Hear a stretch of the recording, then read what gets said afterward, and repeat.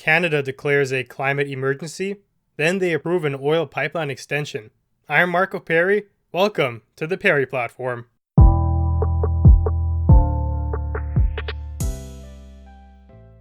This week, the news has been a little bit confusing, maybe even contradictory, you could say. On one hand, you want to save the environment.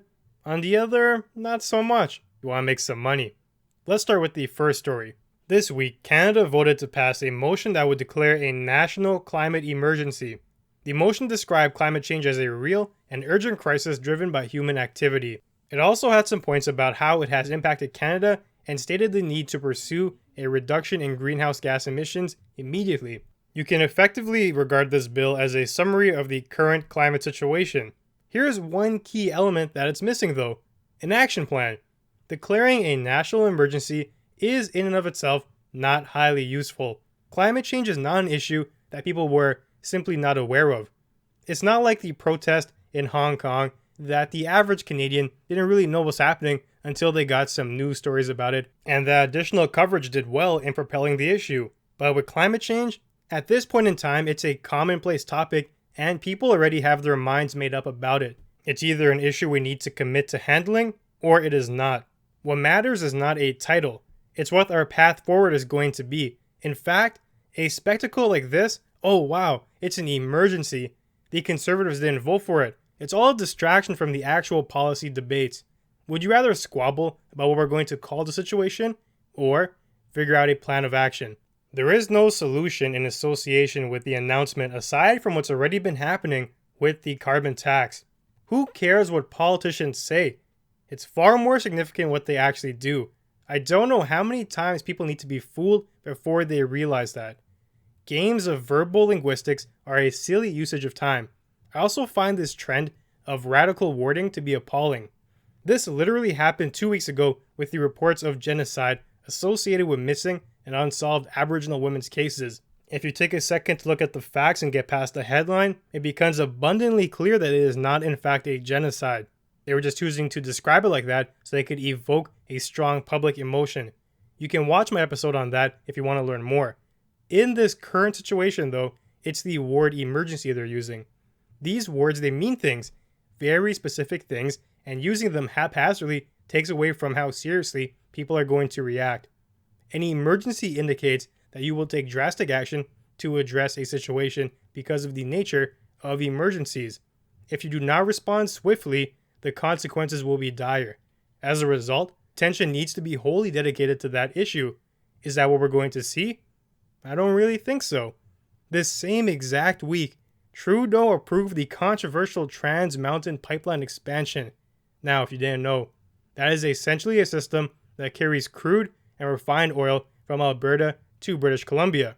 The goal is to increase accessibility and allow for the oil to not only fuel Canada, but also be exported to other parts of the world, producing a massive economic benefit for Canada. The proposal faced controversy for a variety of reasons, but in this case, the most relevant to our discussion is the environmental impacts. The most damaging of these would be spills, and perhaps we can also make the case of the damage the oils have once they're burnt up and consumed. Since 1961, the Trans Mountain Association reported over 80 spills of various degrees. Sometimes it wasn't too bad, other times it was polluting entire waterways. I've seen a lot of outrage over the timing of these two events, but I'm going to argue that although it reads as hypocritical, on one hand you're out here saying it's a climate emergency, we need drastic action. Then the next couple of days you launch an expansion of an oil pipeline? Yes, I will grant that. 100% hypocritical. But at the same time, I do not think it's as bad as it seems. First of all, it's really a fantasy to assume that overnight we're going to get rid of the fossil fuels that people like to use throughout Canada and all over the world. It's going to need a gradual rollout so people have time to adapt and change their habits. It's a lengthy process, and expecting immediate results, such as the Green New Deal in America, it's first of all not realistic, and two, prone to backfire on you as you garner resentment. The leader of the Canadian Green Party says something that I agree with in regards to the situation. In the meantime, the present, as we try to wean ourselves off oil, that's the long-term goal, we might as well use our own. That's to say, make Canada's energy independent and cut ourselves off from foreign sources as soon as possible. The expansion of the pipeline makes that feasible at the very least. Canada really has the resources to be self-sufficient. It makes no sense that we're importing oils when we have what we need right here in Canada. It's also doing no favors for the environment also. The question of what's the best way to transport the oil though, that's something to consider. Elizabeth May, the leader, does not agree with the pipeline per se, but she offered an alternative of using our rail systems to transport the oil across Canada. That seems like a very logical proposition to me. Also, since we're talking about the Green Party, they want to get emissions down to zero by 2050. That's a little longer than most people would like to see, but it has an air of realism to it. It's a realistic proposition that takes into account people's adaptation responses. Does this timeline constitute an emergency? I'm not too sure about that. If the Green Party themselves does not have the timeline set to something like 2025, for example, I don't know what leg the idea has to stand on. Climate change is a problem for sure. Human action worsens it. That's 100% accurate. We just need to better use the words at our disposal, or else we run the risk of devaluing sentiments. It's pretty much exactly the case of the boy who cried wolf. The next time you want to declare an emergency, well, it might not be taken so seriously with the immediate action that it deserves. One more thing to consider is what we can do with the profits from the expansion.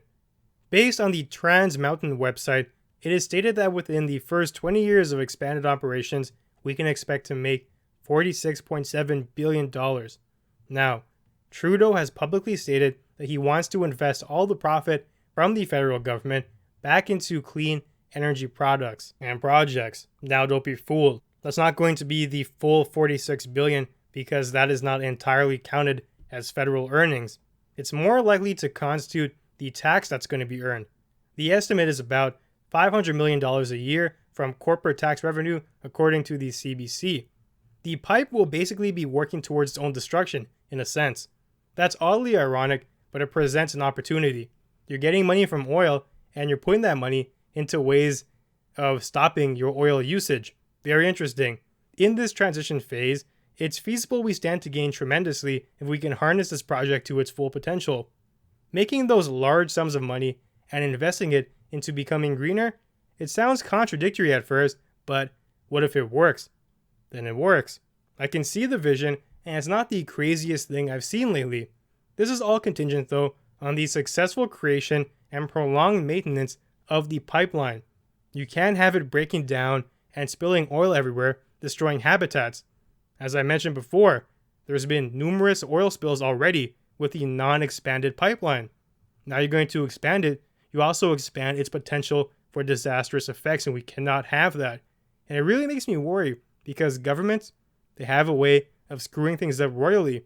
You can look at the Phoenix payroll system, for example.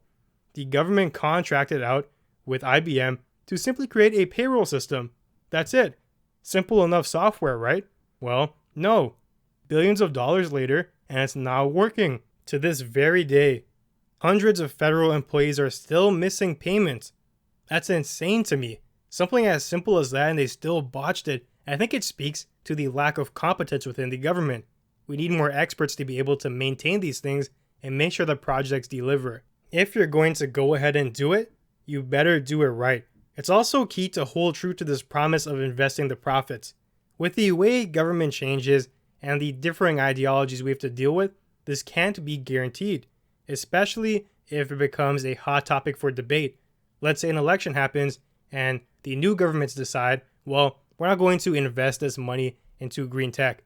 Instead, we're going to use it to, whatever, pay for certain subsidies, do X with it, reduce the budget deficit, various things we could do with the money, but now you've altered the course of the original conception of the idea.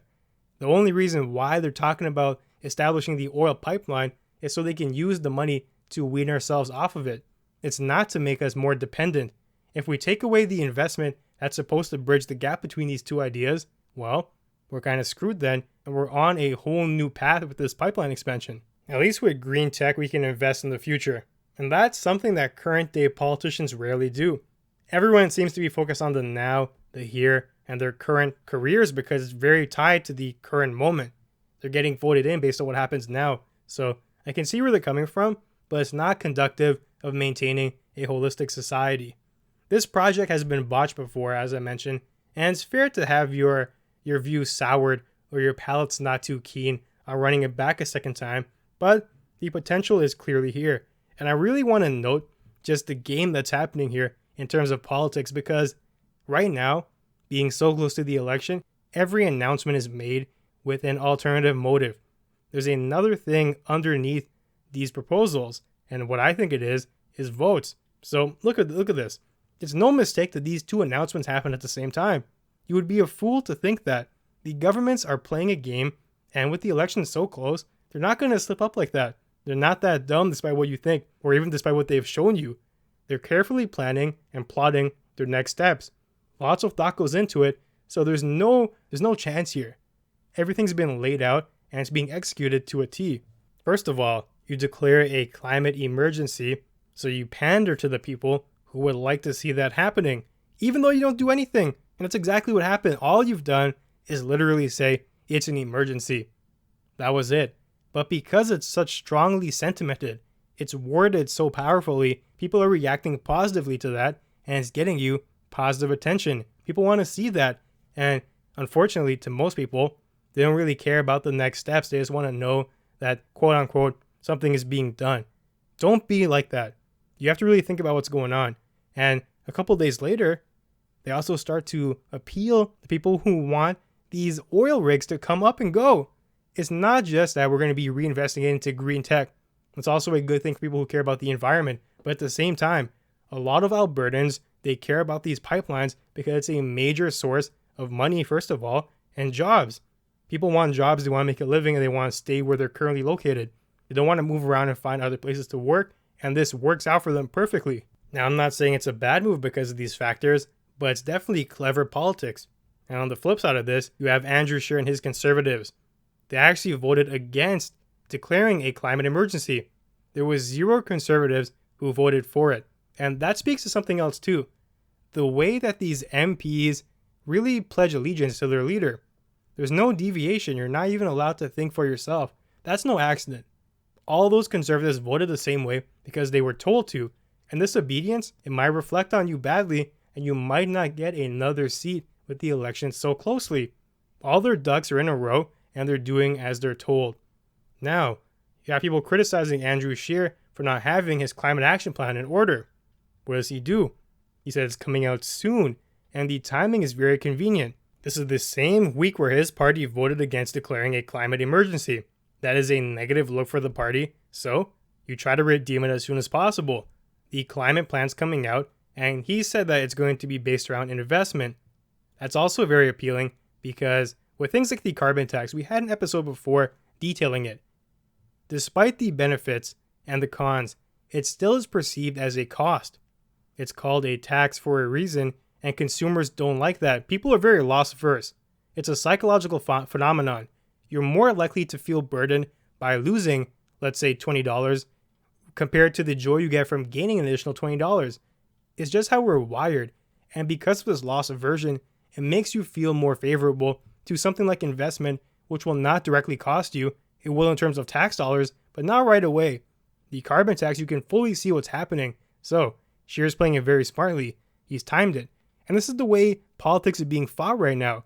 It's the conservatives and the liberals, and the NDP is on the side doing whatever they're going to do. But the liberals are trying to maintain their pace, and they're trying to sweep previous issues under the rug. They're really releasing a lot of stuff right now, and they're trying to gain back some popularity. Now let's get back to what I talked about today, declaring the emergency and the pipeline. They're appealing to two different groups, but the idea is cohesive, and I kind of like that. You want to save the environment, you still want to use the oil, and you want to give jobs, so it's tied together. We'll use the profits from the oil to invest back in the environment, and eventually the day will come where we don't need this oil anymore. We're giving these people an extension, basically, so they have time to escape this dying industry. Very clever. So that's my summary of what's happened today. It's very interesting, and as we get closer and closer to the election, I'm sure it's going to ramp up even crazier. So that's about it for today. Thanks for joining me on the Perri platform. If you enjoyed the content, be sure to leave a review and follow me on Twitter at Perri Platform. I'll see you soon.